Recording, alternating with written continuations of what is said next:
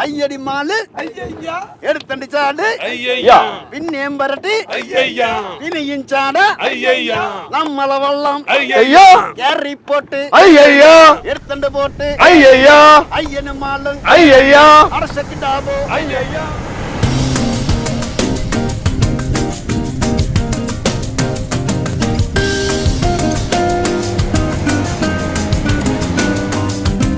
Government എനിക്ക് 10 രൂപ എനിക്ക് തന്നിട്ടില്ല.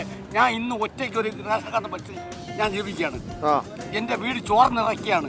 പിന്നെ എന്താ അവസ്ഥ? ഇലക്ഷൻ കേട്ട്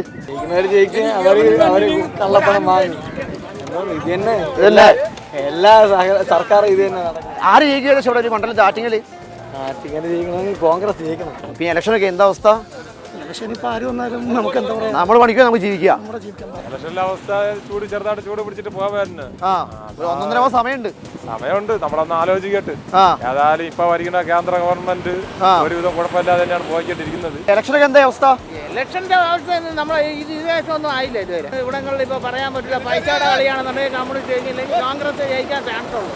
കേന്ദ്രത്തിൽ എന്താ അവസ്ഥ? പൊതുവെ കേന്ദ്രത്തിൽ നമ്മുടെ ആളുകൾ ഇല്ലാത്തതുകൊണ്ടാണല്ലോ ഇത്രയും ഇത് വന്നത്, പ്രശ്നം ഉണ്ടായത്. അതുകൊണ്ട് ഇനിയിപ്പോ പ്രശ്നം വരാതിരിക്കാൻ നമ്മളെ കോൺഗ്രസ് ജയിക്കത്തുള്ളൂ. അപ്പൊ ഈ കടലിലെ വിശേഷം നമുക്ക് കടലിൽ പോയി പറയാം. കടലിലെ കാറ്റും കൊണ്ട് കൂടുതൽ കഥകൾ. കമോൺ.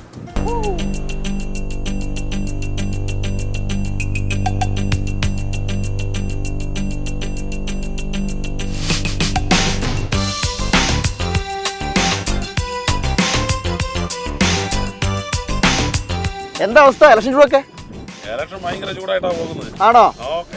ആര് ജയിക്കും? ഇവിടെ വേറെ ആര് ജയിക്കാനാ? ആണോ? പിന്നെ അത്രയ്ക്ക് ഉറപ്പ് ആണോ? അല്ല, ഒന്നും പറയുന്നില്ല. ഒരു സംശയം ഉണ്ടല്ലോ. കുട്ടിയുടെ പറ. നേരത്തെ നല്ല കാര്യം ചെയ്തിട്ടുണ്ട്. വേറെ ജയിക്കില്ല ഇവിടെ. പക്ഷെ ഞാനൊരു കാര്യം പറയട്ടെ, നിയമസഭയിൽ മൊത്തം മണ്ഡലം LDF കയ്യില്ല. അത് ആയാലും കുഴപ്പമില്ല. അടിക്കൂടല് വോട്ടെടുത്തത് ആണോ? ആര് ജയിക്കും? ഇത് മൊത്തം അടൂർ പ്രകാശ് ഫാൻസ് ഹൗസ് കേട്ടോ. ചെറുതായിട്ട് പേടിയാവുന്നുണ്ട്. കാര്യമില്ലല്ലേ?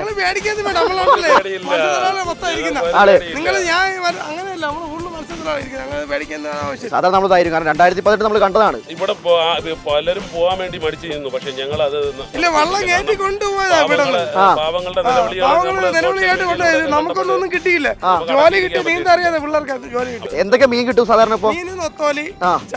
ഇപ്പൊ നെത്തോലി സീസൺ ആണോ? നല്ല സീസൺ. ഈ മോദി ഇന്നലെ വന്നിട്ടേ മറ്റേ പദ്ധതി പറഞ്ഞു 400-ലധികം എന്നാ പറഞ്ഞ മലയാളത്തിൽ. 400-ലധികം അദ്ദേഹം പറയും. കാരണം അദ്ദേഹം തള്ളു വീരൻ പലതും പറയും.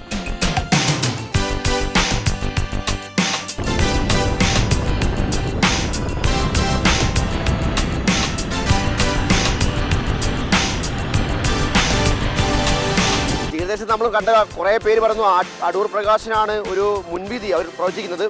അപ്പോൾ നമ്മൾ നഗരത്തിലെത്തിയിരിക്കുകയാണ്.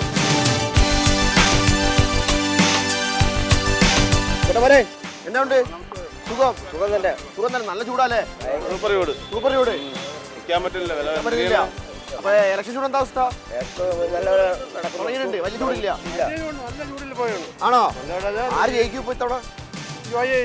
ജയിക്കുള്ളൂ. ഉറപ്പിച്ചോ? ഇവിടെ ഒരു 5 വർഷക്കാലം ഒരു MP ഉണ്ടായിരുന്നു. അടൂർ പ്രകാശ് MP. ആ MP നെ ഇവിടെ ആർക്കും അറിഞ്ഞു പോലും കൂടെ. ആണോ? ചേട്ടൻ എന്തോ മാറ്റി പറഞ്ഞു. ഇല്ല ജോയിനെ ജയിക്കും.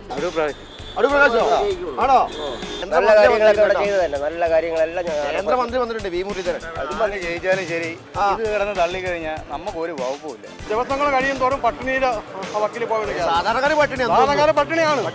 അത് ഒരു മറിയിട്ടും വലിയ കാര്യമൊന്നുമില്ല. ആര് കയറിയാലും നമ്മളെ കാര്യം മൊത്തത്തിൽ പോകാം. ഇവര് ഓരോ അഭിപ്രായങ്ങളാണ്. അടൂർ പ്രകാശ് പറയുന്നുണ്ട്, അതുപോലെ തന്നെ ജോയിണം ജയിക്കും എന്ന് പറയുന്ന ആൾക്കാരുണ്ട്.